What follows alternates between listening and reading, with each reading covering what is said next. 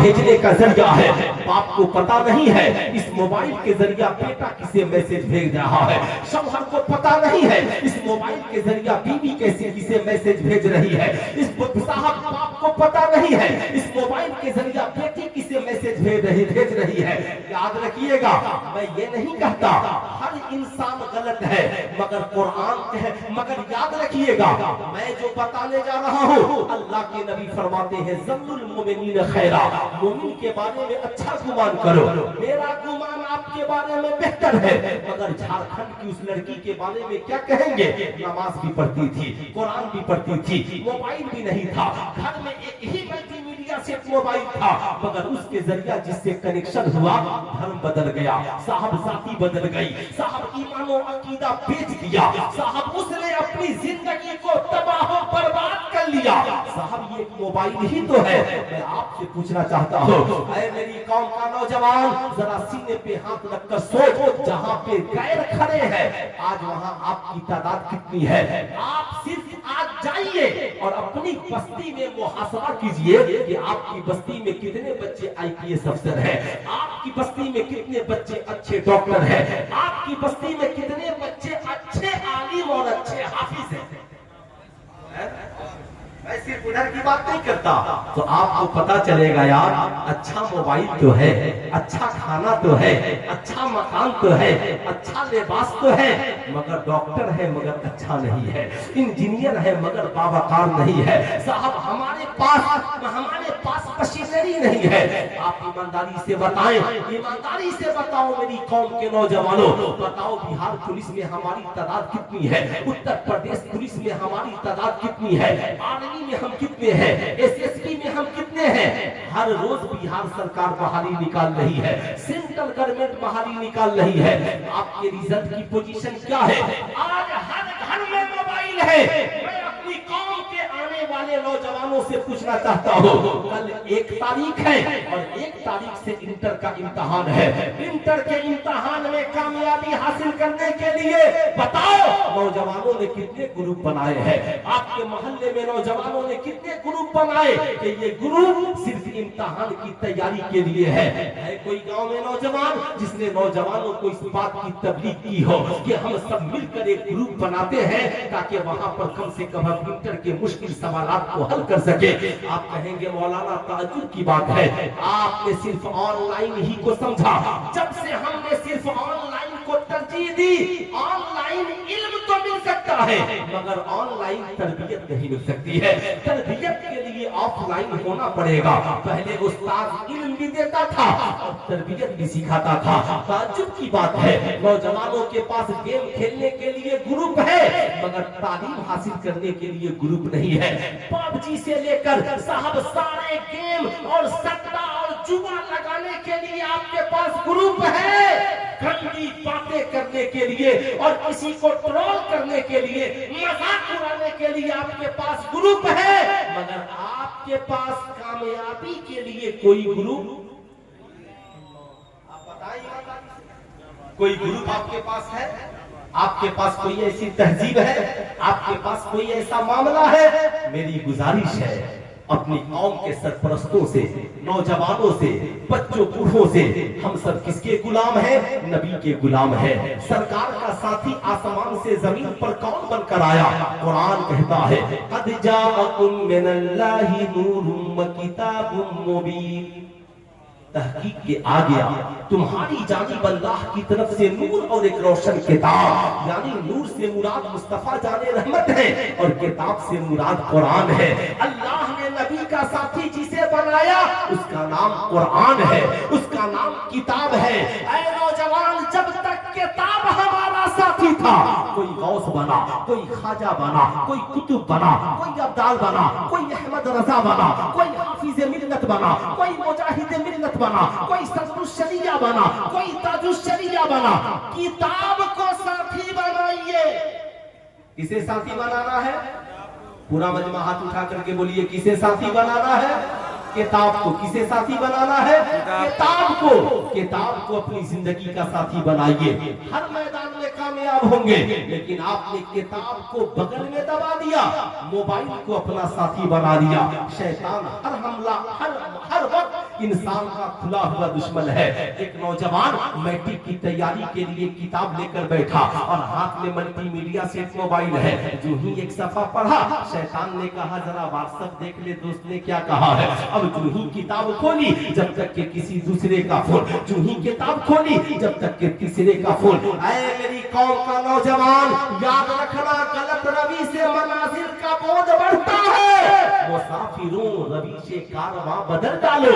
अगर आपका हश्र यही रहा, आपने अपने मामलात को नहीं समेटा, आप पूछिए बेटी मोबाइल की जरूरत है ना, फिर मल्टीमीडिया सेट किया। तुम जाएगी कोचिंग या स्कूल तो यही न पता करना है कि तुम कहाँ हो, तो ये सादा मोबाइल भी तेरे लिए काफी है। क्या कल जब मोबाइल नहीं था तो लोग नहीं जीते थे? क्या जब कल हमारे हाथों में मल्टीमीडिया सेट मोबाइल नहीं था तो हम नहीं जीते थे?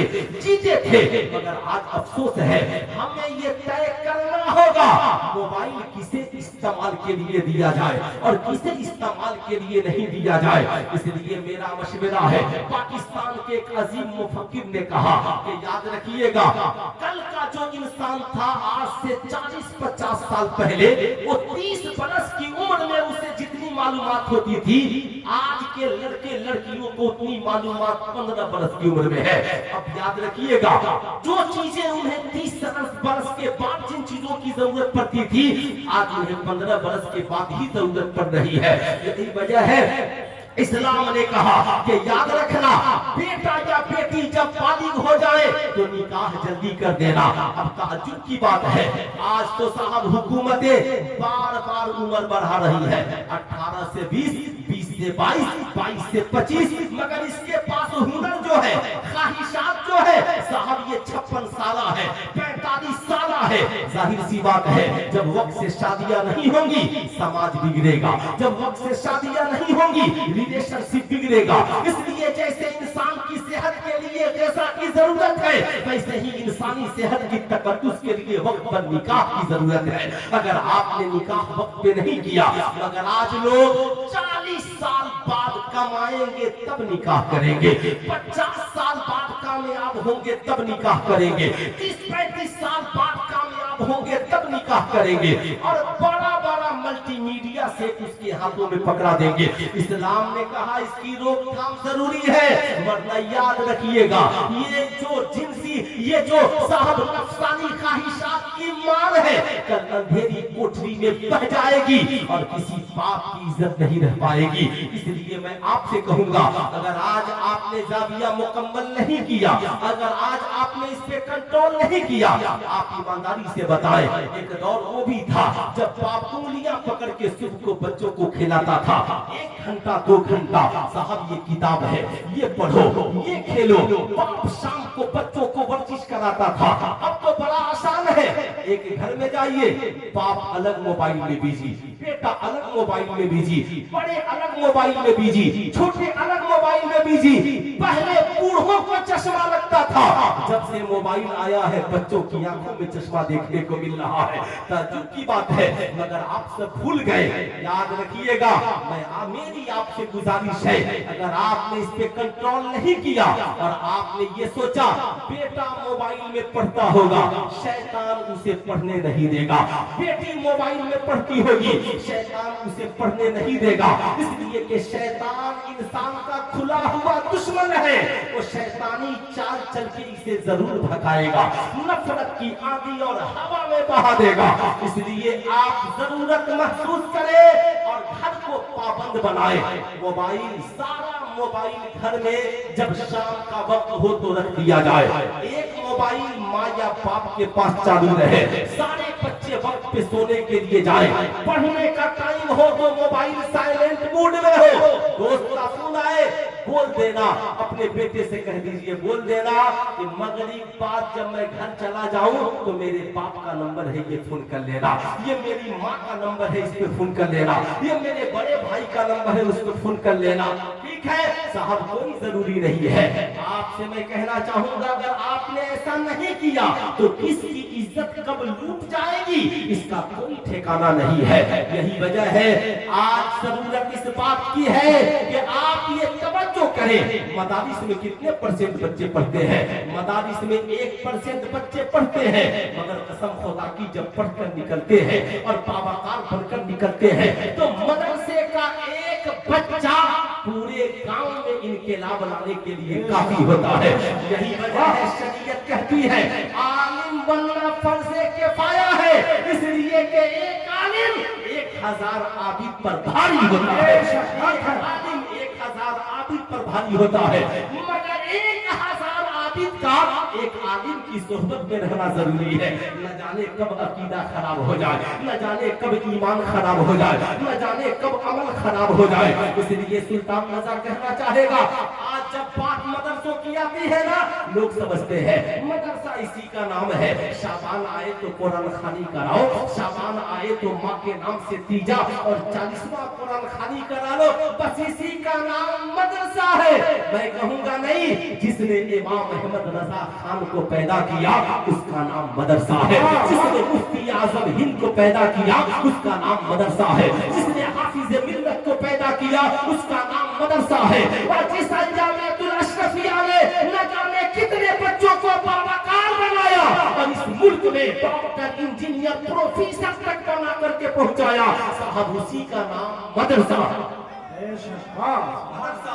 लेकिन आपसे पूछना चाहता हूँ, सवाल ये उठता है जो भी मदरसे में आता है सबके ज़हन में बस एक बात, अल्लामा महबूब गौहर साहब एक बात बताइए, मदरसे में आप लोग इंग्लिश पढ़ाते हैं? हाँ मियां अब पढ़ाते हैं। नहीं यकीन तो अभी है ना मौलाना गुलाम जिलानी अज़हरी साहब आएंगे तो आप समझ लीजिएगा। साहब संस्कृत पढ़ाते हैं, किसी चतुर्वेदी को बुलाकर समझ लीजिएगा। कहा साहब मैथ पढ़ाते हैं तो आज साहब हजारों नहीं कई हजार मौलाना स्कूल में पढ़ा रहे हैं।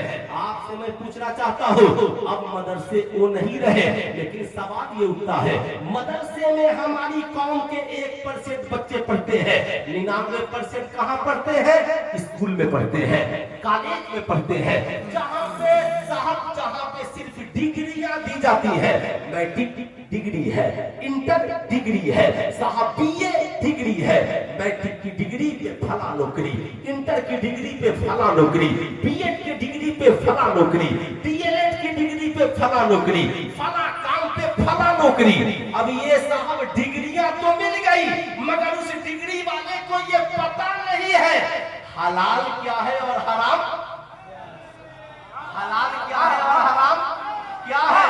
पता चला कि बिहार सरकार परेशान है, डीओ के पास इतना खजाना कहां से आ गया, साहब फला IPS अफसर के पास इतनी दौलत कहां से आ गई। साहब जमाना आज परेशान है कि ये रिश्वत को कैसे बंद किया जाए।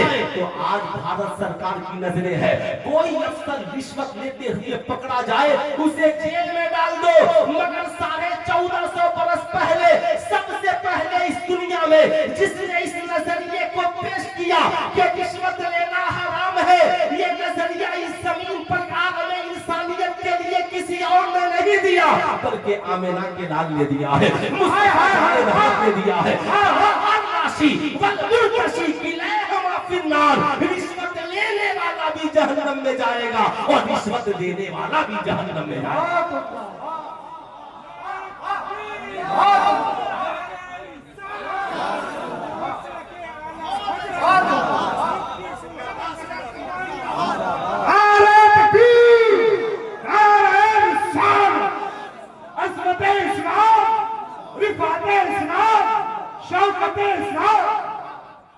असल में आज अल्लामा महबूब गौहर साहब ने जो मिजाज दिया बिल्कुल नया मिजाज है ना, और बिल्कुल नया मिजाज दिया। अब जरा और आगे बढ़िए, ये डिग्री वाले सिर्फ जहाँ जहाँ पहुँचे फसाद हुआ, खलसाद हुआ। अभी आपने UPSC और BPSC के शिक्षक शिक्षिकाओं के काले करतूत को सुना है।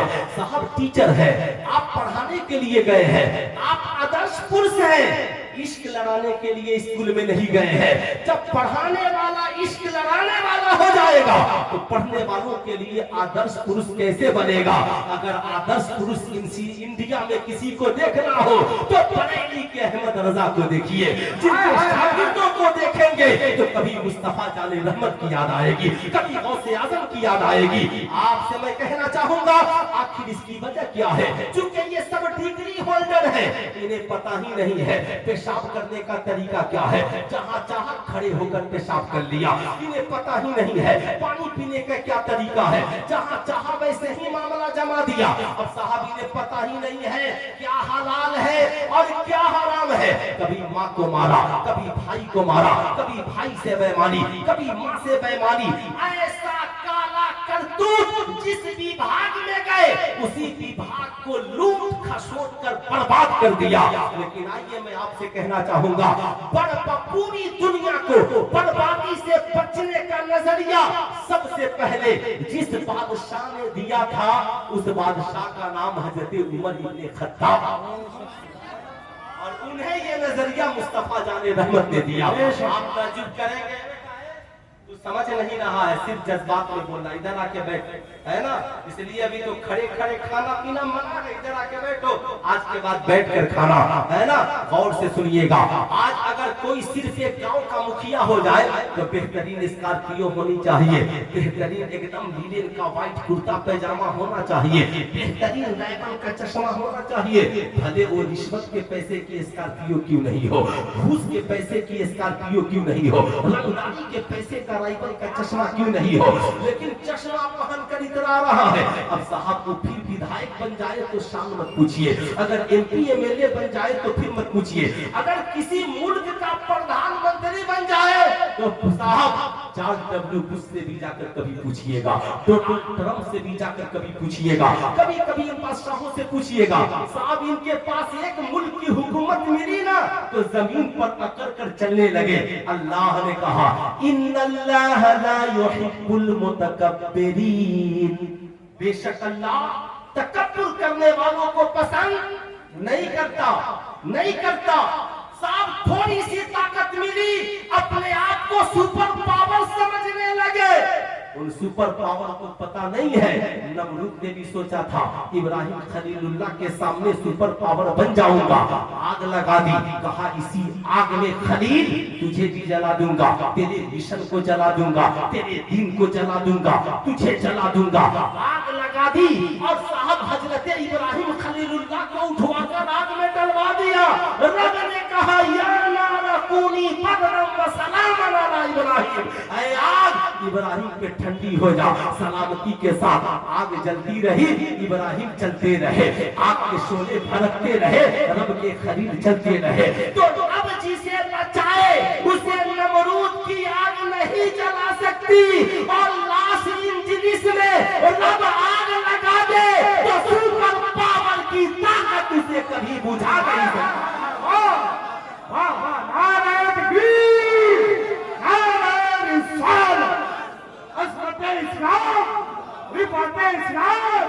फैजाने सरकारें सुनताएगी, फैजाने मखदूम बिहार।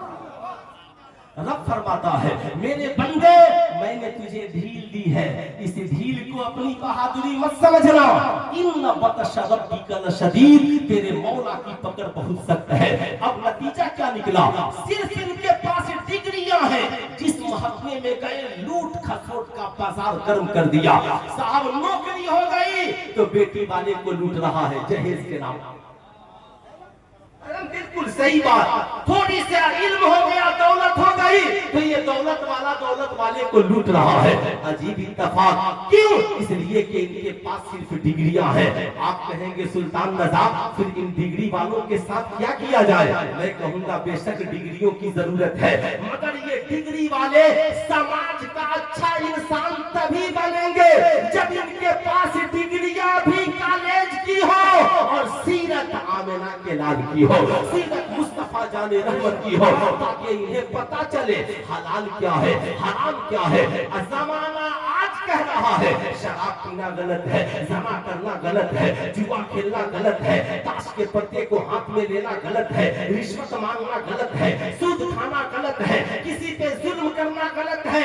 जमाना आज कह रहा है 14 बरस पहले इस्लाम ने कहा, महबूब बता दीजिए हलाल क्या है और हराम, हलाल क्या है और हराम क्या है। अब आप कहेंगे मौलाना फिर किया क्या जाए। आज जब मदरसे की बात आती है ना, सब के सब हिसाब किताब के लिए पहुंच जाते हैं, ये काम वो काम फला काम। मैं कहूंगा जहां आपके बच्चे 99% पढ़ते हैं, कभी उन कॉलेजों का भी हिसाब लीजिए, कभी आप उन स्कूलों का भी हिसाब लीजिए, आप कभी उन कॉलेजों के भी करीब जाइए, स्कूलों के करीब भी जाइए, जाकर पूछिए कॉलेज के प्रोफेसर साहब, मेरी बेटी तो आवारा नहीं थी, सर पे दुपट्टा रहता था, क्या बात है सर से दुपट्टा उतर गया।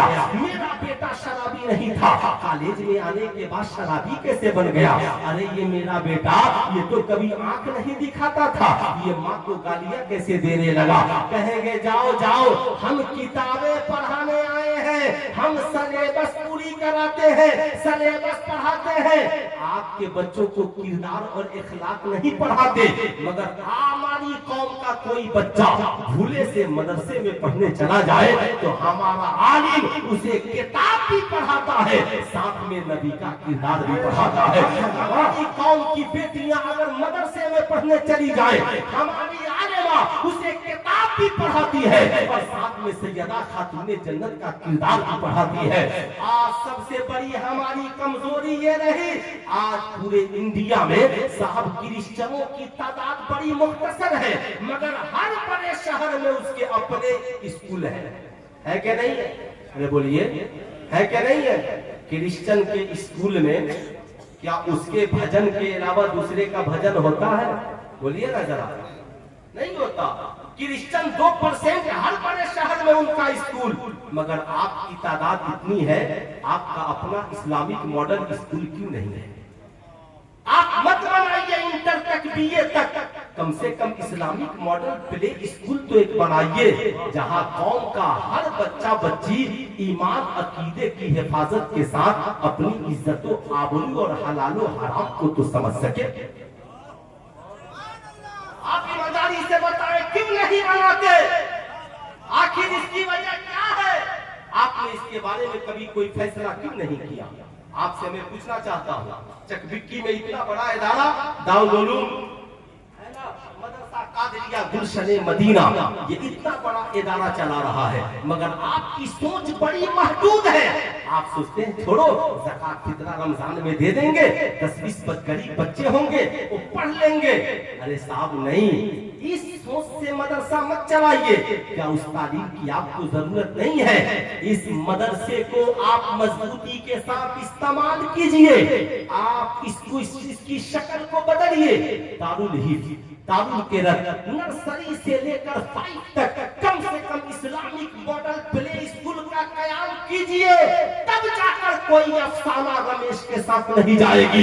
लेकिन उसके लिए पहले आपने आपको बदलना होगा।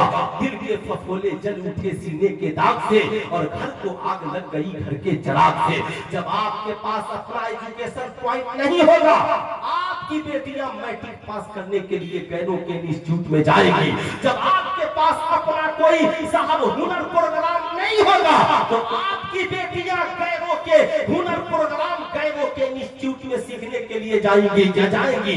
कहां गए हमारी कौम की अमीर? या आपकी दौलत किस दिन किस काम के लिए, जब हमारी कौम की बेटियों की इज्जत न बच सके? आपकी ये सरबत किस काम के, जब ये कौम की बच्चियों के काम न आ सके?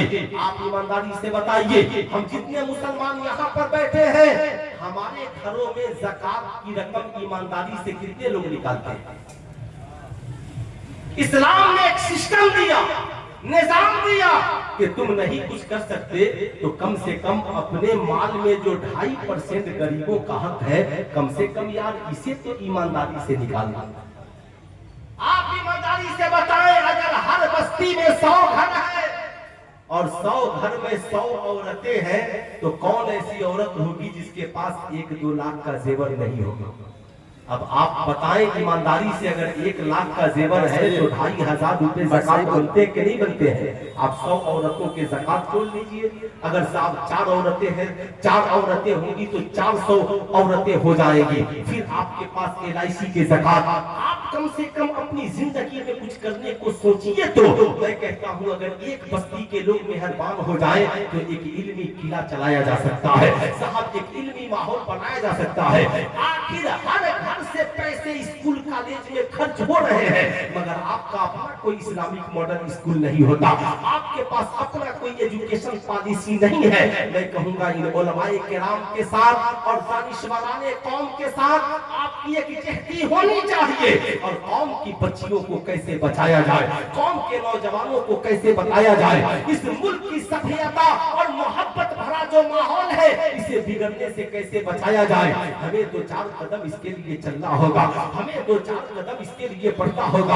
आप ईमानदारी से बताएं, हम इस समाज में, जिस समाज में जीवित और जिंदा है, बताएं ईमानदारी के साथ, अगर आज हम जहां पर खड़े हैं हमारी कौम के नौजवानों की पोजीशन क्या है। बेचारा सभी हम लोग, हमारे यहाँ हाल ये है, रात को बेहतरीन बिरयानी खाएगा, सुबह को 10 बजे तक सोएगा, जवान है उस वक्त तक कमाने के लिए नहीं जाएगा जब तक के माँ बाप उस पे नाराज नहीं हो जाए। जवानी सोकर गुजार देगा और जाकर बुढ़ापे में कहेगा मौलवी साहब ताबीज लिख दीजिए, कोई काम नहीं बनता है। मैं कहूँगा गैरों के महल्लों से गुजरो, पूरा खानदान सुबह के वक्त सड़कों पे दौड़ता हुआ नजर आ रहा है और आपकी औलाद सोई हुई है। इस्लाम ने कितना अच्छा फार्मूला दिया, ऐशा की नमाज पढ़कर सो जाओ और फज्र से पहले उठ जाओ। जो कौम ऐशा बाद सोए और फज्र से पहले उठकर नमाज पढ़कर दौड़ने वाली हो जाए, बताओ जिंदगी में उसे कामयाबी से कोई रोक सकता है? अरे बोलिए, ईमानदारी से कामयाबी से कोई रोक सकता है?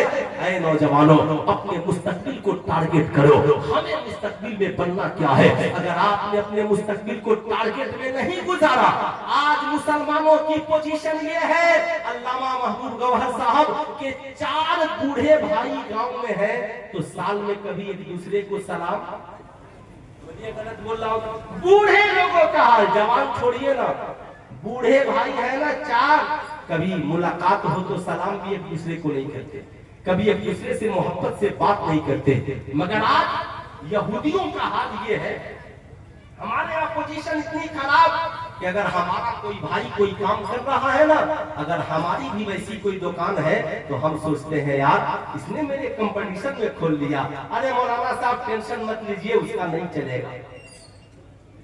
अगर हमारा कोई भाई स्कूल खोल ले तो हम कहते हैं अरे जाने दीजिए उसने खोला है, अरे उसने भी खोल लिया, तो हम खुश नहीं होते कि चलो अच्छा हुआ हम अकेले थे, हमारा एक और भाई मिल गया, दोनों मिलकर काम करेंगे। कम से कम हमारी बस्ती में एक स्कूल में तो सारे बच्चे नहीं आ सकते, जब हमारे यहाँ एडमिशन भर जाएगा तो मैं बाकी बच्चों को उसके यहाँ भेज दूंगा। यही हाल मदरसों का भी है। अगर एक मदरसा किसी बस्ती में है और दूसरी बस्ती में कोई इदारा खुल जाए तो दूसरे गांव के लोग मुंह नाक फुलाने लगते हैं। मैं कहता हूँ मुंह नाक फुलाइए मत, खुश होइए कि कम से कम बोझ उठाने वाला एक और हमारा भाई मिल गया। यहूदियों की हालत ये कि उनका एक ही कैंपस और 10 बिजनेस एक ही जगह, एक काउंटर पर बैठे हैं, अगर एक माल बिक गया ना किसी का तो उस माल को पैक करना है और सब फ्री बैठे हैं तो सब मिल जाएगा और मिलकर सब पैक कर रहे हैं। क्यों भाई आपका ये बिजनेस नहीं है? कहा खाली बैठे हैं, भाई को सहारा दे रहे हैं। भाई को ये इखलाक तो आपका न था, ये किरदार तो आपका न था, आप दूसरे को सहारा देते, आप दूसरे की पोजीशन को मजबूत करते, आप दूसरे को तैयार करते। मैं आपसे कहूंगा नफरत की आंधियों को मिटाइए, मोहब्बत की आंधियों को चलाइए, इन मदारिस को मजबूत कीजिए, ये सोचकर मजबूत कीजिए मदारिस होंगे तो आलिम पैदा होंगे, आलिम पैदा होंगे तो एक तहरीक चलेगी और तहरीक चलेगी तो समाज बदलेगा, हम बदलेंगे। अपने मिजाज को बदलिए और मेरी कौम के नौजवानों मोबाइल की दुनिया से अपने आप को आजाद करो, किताब की दुनिया में कदम रखो, नमाजों की पाबंदी करो। ऐशा की नमाज पढ़कर जब नींद नहीं आए ना, आज मार्केट में सबसे ज्यादा डिप्रेशन की गोलियां बिक रही है, छोटे छोटे बच्चे डिप्रेशन में, नौजवान लड़के लड़कियां डिप्रेशन में, नींद नहीं आ रही है, नींद की गोलियां खाकर सोने वाला ऐशा की नमाज पर नींद की गोलियां खाने की जरूरत नहीं पड़ेगी, दिल बेचैन हो दुरूद और सलाम पर नींद की गोलियां खाने की जरूरत नहीं पड़ेगी। मैं तो कहता हूँ मैट्रिक इंटर में पढ़ने वाला नौजवान रात को नींद ना आए ना, अपनी किताब लेकर पढ़ते हुए लेट जा, 10 मिनट में तुझे नींद आ जाएगी। सुबह को उठकर फजर की नमाज पर सड़कों पे दौड़, इतना दौड़ और जिंदगी को टारगेट बना। डॉक्टर बनना है, लग जा। इंजीनियर बनना है, लग जा।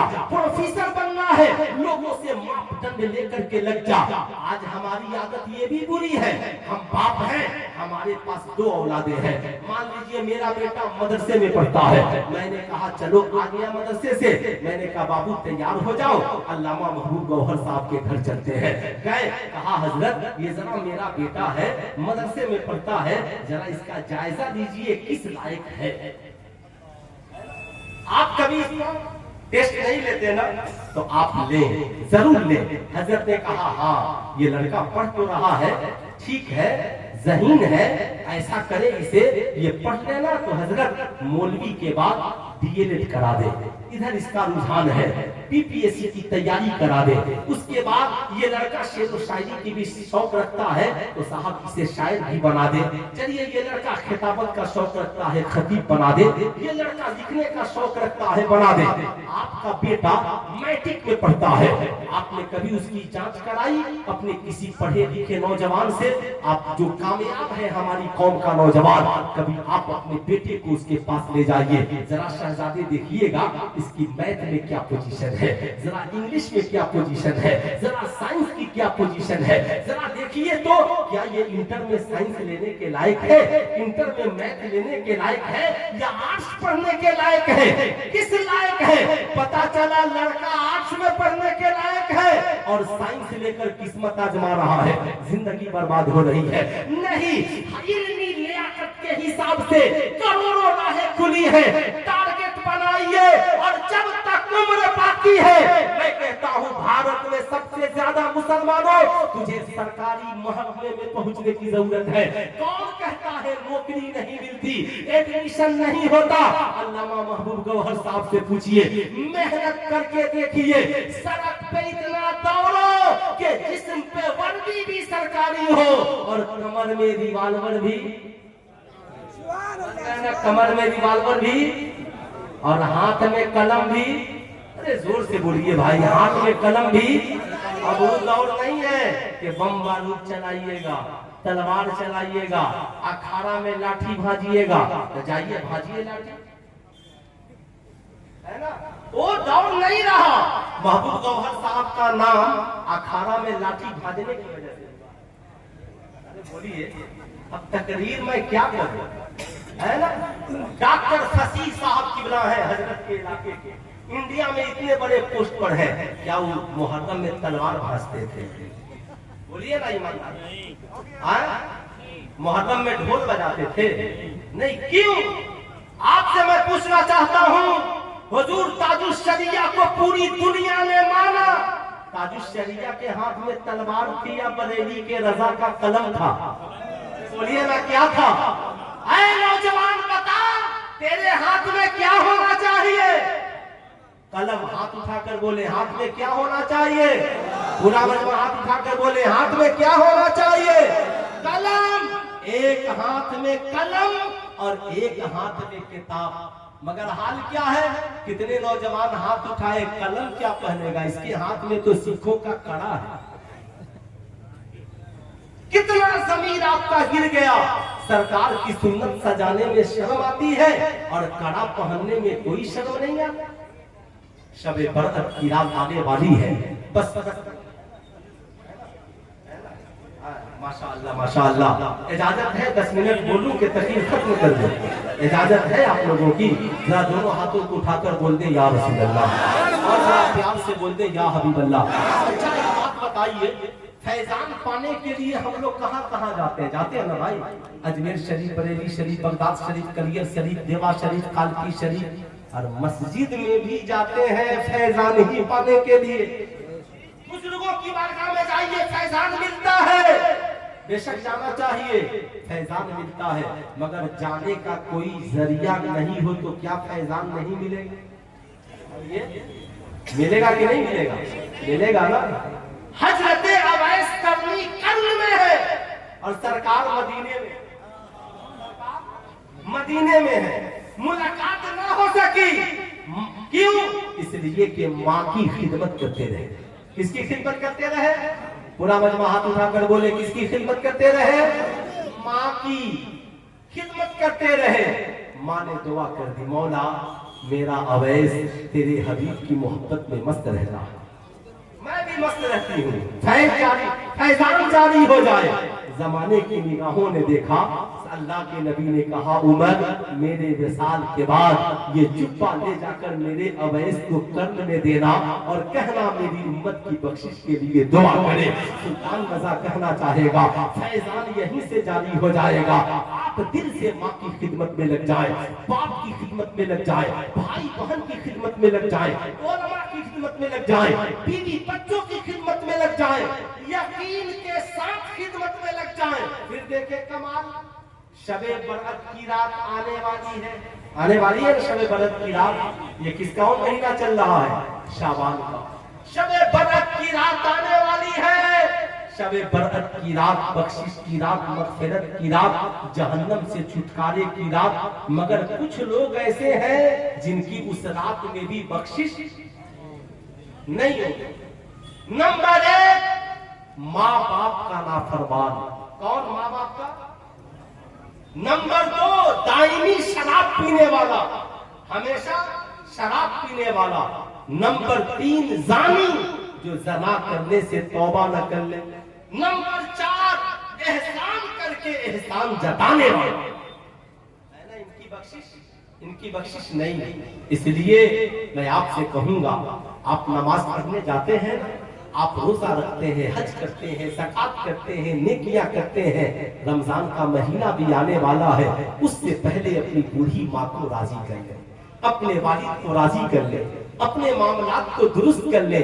ऐसा ना हो कि शाबान का महीना आया और दिल महबूब गवाहर साहब, मौलाना मंसूर साहब, है ना, इन बुजुर्गों का दुखाया और माफी फेसबुक पे मांग रहे हैं। दिल इनका दुखाया, दिल माँ बाप का, भाई का दुखाया और माफी फेसबुक पे जिन लोगों को मेरी जात से तकलीफ पहुंच गई हो वो मुझे माफ कर दे, मगर एक बार भी माँ से माफी नहीं मांगा, एक बार भी बाप से माफी नहीं मांगता। मैं कहूंगा मेरी कौम के शहजादों, इस्लाम कहता है जिसका तूने दिल दिखाया है पहले उससे माफी मांग, जब वो मान जाएगा तो रब भी मान जाएगा, मान जाएगा। अल्लाह अल्लाह। रमजान का मुबारक महीना आने वाला है, उससे पहले साहब शबे बरअत की रात जब आए ना, उससे पहले शराबी है शराब से तौबा कर ले, जुआरी है जुआ से तौबा कर ले, जानी है जना से तौबा कर ले, किसी को आपकी जात से तकलीफ पहुंची हो उससे मामलात साफ सुथरे कर ले। और रमजान का मुबारक महीना आने से पहले रमजान की तैयारी कर ले। अब साहब हमारे यहाँ तैयारी क्या है? हमारे यहाँ तैयारी साहब अपना सिर्फ अपनी तैयारी करते हैं हम। हाँ देख लो, सेवई है, ये है, वो है। जो ही दस्तरखान बिछा, 10 किस्म के फल फ्रूट, सेल्फी ली और कहाँ डाल दिया? फेसबुक। सेल्फी ली और फेसबुक पर। इबादत में दिखावा जायज नहीं है, फेसबुक पे न डाल। अल्लाह ने दिया है ना तो चुपके से गरीबों के दस्तरखान पे डाला, चुपके से गरीबों के दस्तरखान पे डाल दे। आप कहेंगे मौलाना पता कैसे चलेगा फला गरीब है? मैं कहूंगा बड़ी आसानी से पता चल जाएगा। कहा पता कैसे चलेगा? साहब समाज में 2 किस्म के लोग हैं, एक वो जो दर मांगते हैं और एक वो जो बड़े खुददार होते हैं। डॉक्टर इकबाल के इस शेर पे अमल करते हैं, मेरा तरीक अमीरी नहीं गरीबी है, मेरा तरीक अमीरी नहीं फकीरी है, खुदी न बेच गरीबी में नाम पैदा कर। प्यासे रहेंगे मगर मांगेंगे नहीं, भूखे रहेंगे मगर मांगेंगे नहीं, सिला हुआ कपड़ा पहन लेंगे मगर मांगेंगे नहीं। आसान तरीका है। आप अपने बेटे से कहिए बेटा जरा चचा के घर जाना और कहना कि आज मेरे घर एक सेब की जरूरत है ना। अब आपका बच्चा पहुंचा, कहा चचा एक सेब चाहिए। साहब गरीब था ना, कहेगा शहजादे माफ करना आज मेरे घर सेब नहीं है। बेटा आ गया, क्या हुआ? कहा सेब नहीं है। नो टेंशन, सेब लाओ पॉलिथीन में डालो, अनार लो, फल डालो, चुपके से भेजवा दो। गरीब का दिल भी नहीं दुखा, काम भी बन गए। आप चाहते हैं ना कि आपके रोजे मकबूल हो, साहब दिखाने की जरूरत नहीं है। साहब जब एक फाहिशा औरत जंगल से गुजर रही हो और कुत्ते को प्यास लगे पानी पिला दे तो खुदा उसकी खताओं को माफ कर देता है। तो जो बंदा किसी रोजादार को इफ्तार करा दे, खुदा उसे कितना माफ करे। हम लोग सिर्फ बुजुर्गों के मानने वाले हैं। हिंदुस्तान के सबसे बड़े वली का नाम हजरत ख्वाजा गरीब, अरे हाथ उठाकर बोले हजरते ख्वाजा गरीब, हजरते ख्वाजा गरीब। आज कुछ लोग जानते हैं कि शायद ख्वाजा गरीब नवाज है ना, सिर्फ उन्होंने मुर्दे को जिंदा कर दिया, जोगी जयपाल को उड़ा दिया, खाराओं को उड़ा दिया। ये सारी करामतें बाद में है। इतने बड़े जबरदस्त तालीम कि जब उनके उस्ताद हरम में लेकर पहुंचे और हजरत ख्वाजा गरीब नवाज ने इनमें तफसीर बयान करना शुरू किया तो उलमाए हरम ने कहा, हुजूर मोइनुद्दीन को कुछ दूर दिन छोड़ दीजिए ताकि अरब के उलमा इनके इल्म से फैज़याब हो जाए। वाह वाह,